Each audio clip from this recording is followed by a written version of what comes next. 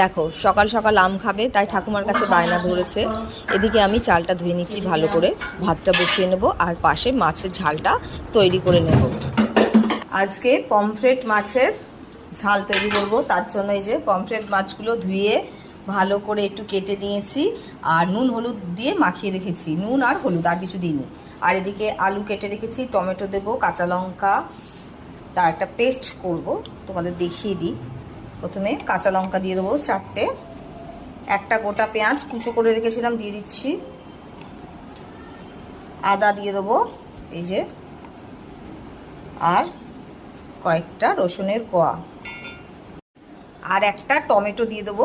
এখানে একটাই টমেটো আছে, টুকরো করে নিয়েছি। পেস্টের বাটিতেই আমি স্বাদ মতো একটু নুন দিয়ে দিচ্ছি, 1 চামচের মতো হলুদ গুঁড়ো দিয়ে দেবো। এইবার ভালো করে পেস্ট করে নেব। এই যে ভালো করে পেস্ট করে নিয়েছি, এবার রান্নাটা তাহলে শুরু করা যাক। সর্ষের তেলে রান্নাটা করব, আর সর্ষের তেল বসিয়েও দিয়েছি।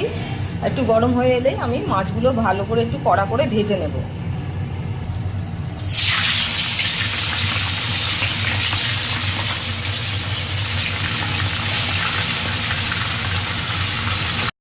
মাছগুলোও কড়া করে ভেজে নেব। আর পাশে ভাত বসিয়ে দিয়েছি, মাছ ভাজার তেলেই আলুগুলো ভালো করে ভেজে নেব লাল লাল করে। আর এতটা তেল লাগবে না, কিছুটা তেল তুলে নিয়ে ওই তেলের মধ্যেই আমি সামান্য গোটা জিরে আর 2টো তেজপাতা দিয়ে ফোড়ন দিয়ে ভালো করে একটু ভেজে নেব। তারপরে পেস্টটা দিয়ে, মানে যে পেস্টটা আমি তৈরি করেছিলাম সেটা দিয়ে দেবো। সেটার সাথে এবার ভালো করে একটু কষিয়ে নেব।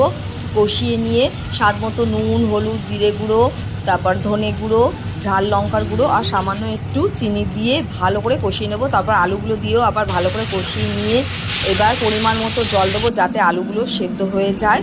তারপরে যখন ফুটে উঠবে মাছগুলো দিয়ে দেবো। মাছগুলো যখন একটু ফুটে উঠবে তখন আবার একটু সামান্য গরম মশলার গুঁড়ো দিয়ে আবার একটু ভালো করে ফুটিয়ে নেব।